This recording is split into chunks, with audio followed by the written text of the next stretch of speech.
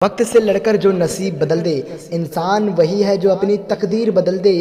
कल क्या होगा कभी मत सोचो, क्या पता कल वक्त खुद अपनी तस्वीर बदल दे।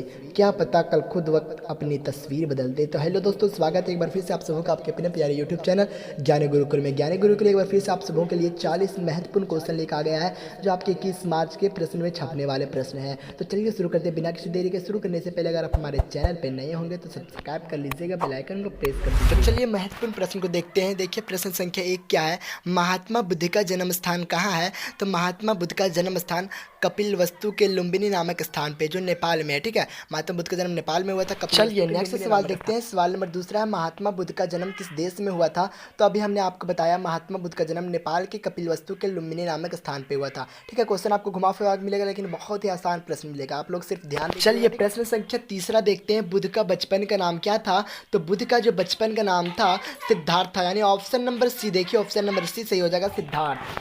चलिए अगला सवाल देखते हैं। सवाल नंबर 4 क्या है, महात्मा बुद्ध के ज्ञान की प्राप्ति कहाँ हुई थी, यानी महात्मा बुद्ध को ज्ञान की जो प्राप्ति हुई थी कहाँ पे हुई थी। तो इसका ऑप्शन नंबर सी देखें, बोध गया। चलिए अगला सवाल देखते हैं। सवाल नंबर 5 है, महात्मा बुद्ध की मृत्यु कहाँ हुई थी।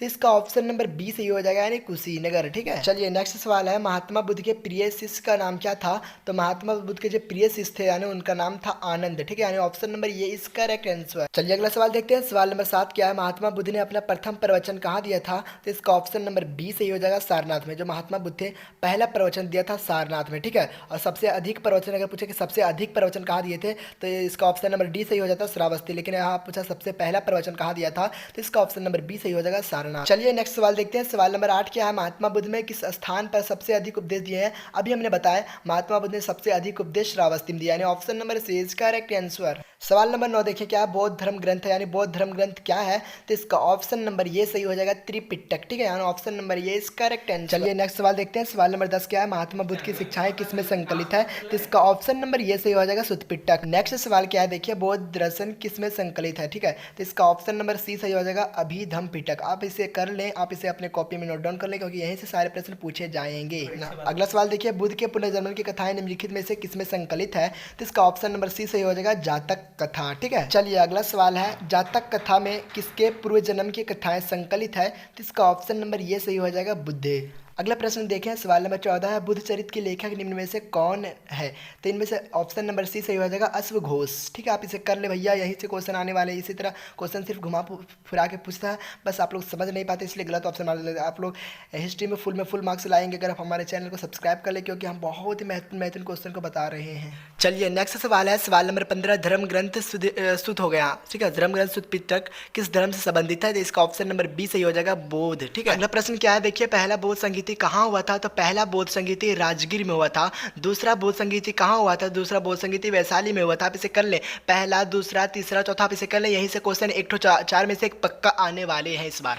तीसरा बौद्ध संगीति कब हुआ था, यानी कहाँ हुआ था तीसरा बौद्ध संगीति। तो पाटलिपुत्र में हुआ था। ठीक है, चलिए नेक्स्ट सवाल देखते हैं। चतुर्थ बौद्ध संगीति कहाँ हुआ था। जो चतुर्थ बौद्ध संगीति कुंडलवन में हुआ था।